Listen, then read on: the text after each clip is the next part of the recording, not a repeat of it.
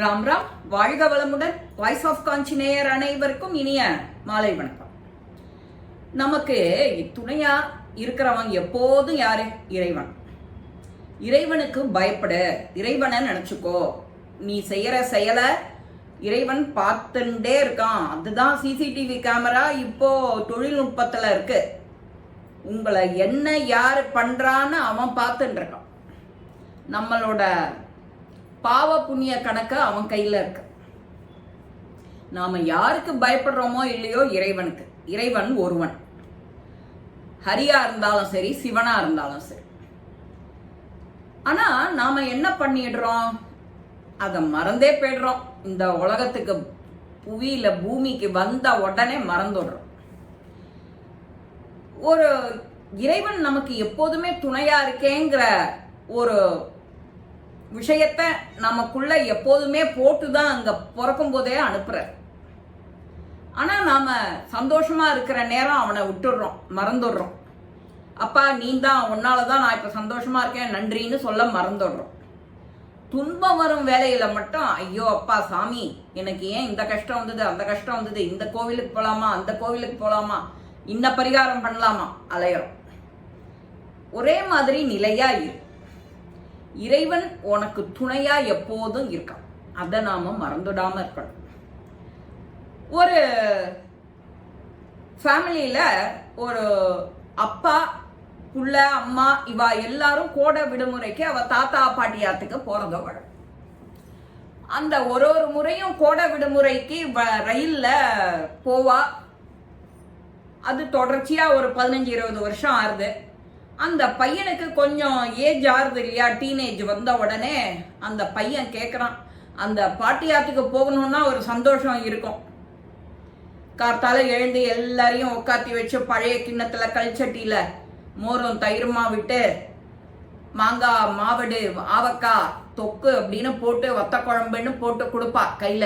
யார் யார் அப்படி சாப்பிட்டேலோ அதெல்லாம் நினைவுக்கு கொண்டு வாங்கும். அதை சாப்பிட்டுட்டு அப்படியே 8-9 மணிக்காக அப்படியே ஆத்தங்கரை பக்கம் வில்வண்டி மொட்டை வண்டி அந்த மாதிரி கட்டிட்டு ஆத்தங்கரைக்கு போறது, தோட்டம் துறவு எல்லாத்தையும் பார்க்கறது, ஆடு மாடுகளை குளிப்பாட்டிண்டு அங்க நீந்திண்டு நாமளும் குளிச்சுட்டு வருது, துணியை துவைச்சுட்டு வருது. இது அந்த காலத்துல 60ஸ்ல பிறந்தவாளுக்கு இந்த அனுகிரகம் கிடைச்சிருக்கலாம். கிராமத்து வாழ்க்கைய மறந்துருக்க மாட்டான். இந்த பையனுக்கு அதே மாதிரியே தாத்தா பாட்டியாத்துக்கு போறதுன்னா ஒரே குஷி ஆயிடும்.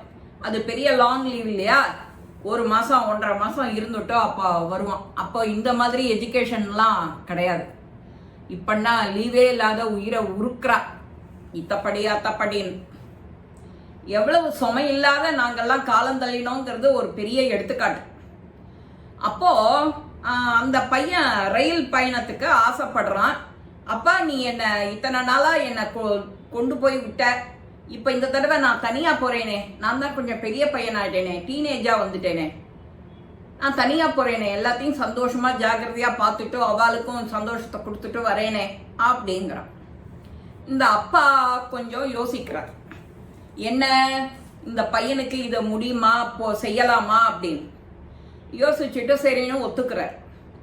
ரயில்வே ஸ்டேஷன்ல நின்றுட்டு அவனுக்கு அட்வைஸ் பண்றார், ஜாகிரதையா போகணும், உஷாரா இருக்கணும், கவனமா இரு அப்படின்னு ஒன்னொன்னையும் சொல்றா. இவன் தலையா ஆட்டுறான். ஓகேப்பா ஓகேப்பா ஓகேப்பா. ஒரு சீட்டுல உன்னை எழுதி சட்டப்பைக்குள்ள வைக்கிறார், இது உனக்கு தேவையா இருக்கும், தேவையும் போது எடுத்துக்கோ அப்படி. ஓகேப்பா. அந்த ட்ரெயின்ல நாம ஜாலியா தனியா போறோம்ங்கிற ஒரு எக்ஸைட்மெண்ட்ல அந்த சொன்னதை கூட சரியா கவனிக்கல. ஓகே ஓகே அப்படின்னு தலையை ஆட்டிடுறான். ட்ரெயின் வருது, இவன் தனியா ஏந்து போறான். ட்ரெயினுக்கே உரிய பெரிய இன்ஜின், அந்த ஸ்டீம் இன்ஜின்லாம் சொல்லுவோம் இல்லையா, அதெல்லாம் போயிட்டு வந்துட்டு இருக்கும் போதே நிறைய கும்பல், எல்லாரும் ஏறுறா இறங்குறா. இவன் ஒரு ஜன்னல் சீட் கிடைச்சது இவனுக்கு. இப்படி வேடிக்கை பார்த்துட்டு வரான். 2 பக்கமும் பார்த்துட்டு வரும்போது இந்த மரம் செடி கொடி எல்லாம் வேகமா போறதே, இப்படி போயிட்டே இருக்கிறத பார்த்து ரசிக்கிறான். நாம முன்னாடி போயிட்டு இருக்கோம், அதெல்லாம் பின்னாடி போறதே அப்படின்னு ரசிக்கிறான். ரசிச்சுட்டே வரும்போது அந்த ஆனந்தத்தில் மயங்கிடுறான். சாயங்காலம் இருட்ட ஆயிடுறது. அடுத்த ஜனங்கள்லாம் தனியாக வேற வேற ஊருக்கு போனால் எல்லாரும் ஏறுவாள் இல்லையா? அப்போ அந்த மாதிரி ஏறும்போது கரடு முரடா ஒரு ஆள், அவனை பார்த்தாலே கொஞ்சம் பயமாக இருக்கிற மாதிரி ஒரு ஆள் தனக்கு எதிர்க்க வந்து உட்கார்றான். அப்போ தான் இவனுக்கு தெரியறது, ஆகா நம்ம தனியாக இருக்கோம் அப்படிங்கிறதே நினப்பு வருது. அந்த ஆளை பார்த்தோன்னே பயம் இல்லாமல் நாம் போகணுமே அப்படின்னு இப்படியே நொடுக்கிண்டு தலையெல்லாம் குனிஞ்சுட்டு பயந்துட்டு உட்காந்துருக்கான். இதை பார்த்தோடனே அந்த பயம் வந்து அவனுக்கு கண்ணில் தெரிய ஆரம்பிக்கிறது. அவன் கரடு முரடா இருக்கிறவனுக்கு தெரியறது, இந்த பையன் தனியாக அகப்பட்டுட்டான், சிக்கிட்டான் அப்படின்னு. அப்போ அந்த காலத்தில் அவ்வளவு பயம் இல்லை. இருந்தாலும் இந்த பையனுக்கு கொஞ்சம் பயம் உதறல் வந்தோடனே கடைசி நேரம் அந்த அப்பா கொடுத்தால ஏதோ ஒரு பேப்பர் அப்படின்னு சொல்லி சட்டை பாக்கெட்டில் தொழாவறம். நான் உனக்கோட அடுத்த பெட்டியில தான்டா இருக்கேன், நீ தனியா வரணும்னு சொன்னியேன்னு உன்னை தனியா விட்டேன், நான் அடுத்த பெட்டியில தான் இருக்கேன், எப்ப வேணுமோ என்கிட்ட ஓடி வந்துடும் அப்படின்னு அந்த துண்டு சீட்டுல எழுதியிருக்கு.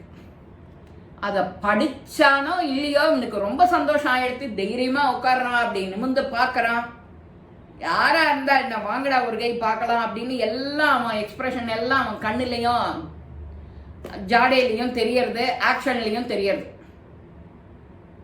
அந்த கரடு முரடா இருந்த ஆசாமி கொஞ்ச நேரம் பார்த்துட்டு இவன் உஷாரா இருக்கான், இவங்கிட்ட வேலை ஆகாதுன்ட்டு கிளம்பிடுறான்.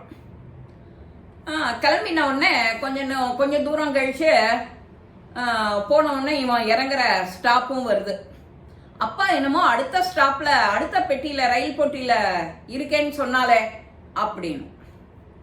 ஆனா அந்த ஒரு சீட்டு, துண்டு சீட்டுல எழுதி இருந்த அந்த வாசகம் அவனுக்கு எவ்வளவு தன்னம்பிக்கை, ஒரு தைரியம், துணை எல்லாம் கிடைச்சதோ, தைரியம் கிடைச்சதோ, அதே மாதிரி அதுதான் அவர் சொல்லியிருந்தாரு அவனுக்கு. அதை அவன் கவனிக்கல ஸ்டேஷன்ல. ஓகேன்னு மண்டைய ஆட்டிட்டு விட்டுட்டான். அதை எடுத்து படிப்போன்னு படிச்ச உடனே தைரியம் ஆயிட்டு. நமக்கும் இதே கதை தான். பகவான் என்ன பண்றான், நீ பிறக்கும் போதே உனக்கு துணையா நான் இருக்கேன், நீ நல்லது நடந்தாலும் சரி கெட்டது நடந்தாலும் சரி உனக்கு வழி துணைக்கு நான் எப்பவுமே கூட இருப்பேன், எதை கண்டும் பயப்படாது, உன்னோட செயல் ஒன்னொன்னையும் பார்த்துட்டே இருக்கேன் அப்படின்னு சொல்லி அனுப்புறான்.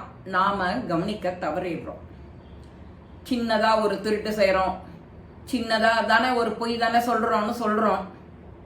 அந்த சின்னதா ஒரு திருட்டு, சின்னதா ஒரு பொய், சின்னதா ஒரு சண்டை அப்படிங்கறது நாளுக்கு நாள் சின்னதா இருக்கிறது அப்படியே பெருசா ஆயிடும்.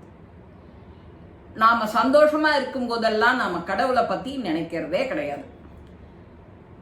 துன்பம் வரும்போது மட்டும் ஐயோ அப்பா நான் உனக்கு எந்த கோவிலுக்கு வரணும், நான் என்ன பாவம் செஞ்சேன், எனக்கு இப்படியே போயிடுமா, நான் லைஃப் இப்படியே போயிடுவேனா அப்படின்னு அப்போதான் நமக்கு யோஜனை வருது. நல்லதோ கெட்டதோ அவன் பார்த்துப்பாங்கிற நம்பிக்கை நமக்கு எப்போ வருதோ அப்போ நீ வாழ்க்கையில ஜெயிச்சுட்டன்னு அர்த்தம். என்ன அருமையான கதை பாருங்க. ஒரு சின்ன வாக்கியம், உனக்கு துணையா நான் இருக்கேன் அப்படிங்கிற அந்த வார்த்தையை சொல்லிதான் நம்ம இந்த பூமியில பிறக்கிறோம். அந்த வார்த்தைய பிறந்த போது மறந்துடுறோம். வளர வளர வளர எல்லாம் நான் பார்த்துக்கிறேன், எல்லாம் எனக்கு தெரியும், என்ன தெரியும் எல்லாம் அப்படின்னு நாம அம்மா அப்பா, ஏன் அப்பா அப்படி சொல்லுவா, எனக்கு எல்லாம் தெரியும், என்ன தெரியும் அப்படின்பேன் நான். அந்த மாதிரி எல்லாம் தெரியும் சொல்லாத, எனக்கு ஒண்ணுமே தெரியாது நீங்க சொல்லுங்க அப்படின்னு நீ போய் கேட்டேன்னா அவ உனக்கு தெரியாத விஷயம் கூட சொல்லலாம். பணிவா இருக்கிறது ரொம்ப முக்கியம். வழக்கம் போல இந்த பதிவு உங்க எல்லாருக்குமே பிடிச்சிருக்கும். ஒரு சின்ன கதை தான், எவ்வளவு அழகா எடுத்து நம்ம பாட்டி தாத்தாவாத்துக்கு போறதெல்லாம் நினைவு வர மாதிரி ஒரு கதை. இந்த பதிவு உங்க எல்லாருக்கும் பிடிச்சிருக்கும். லைக் பண்ணுங்க, ஷேர் பண்ணுங்க, பெல் பட்டனை கிளிக் பண்ணுங்க, சப்ஸ்கிரைப் பண்ணுங்க, கமெண்ட்ஸ் பாக்ஸ்ல கமெண்ட்ஸ் போடுங்க. ஸ்ரீ மகாபெரிவா திருவடிகளே சரணம். நல்லதே நடக்கும். ஆனந்தமா இருப்போம் நண்பர்களே. வாழ்க வளமுடன்.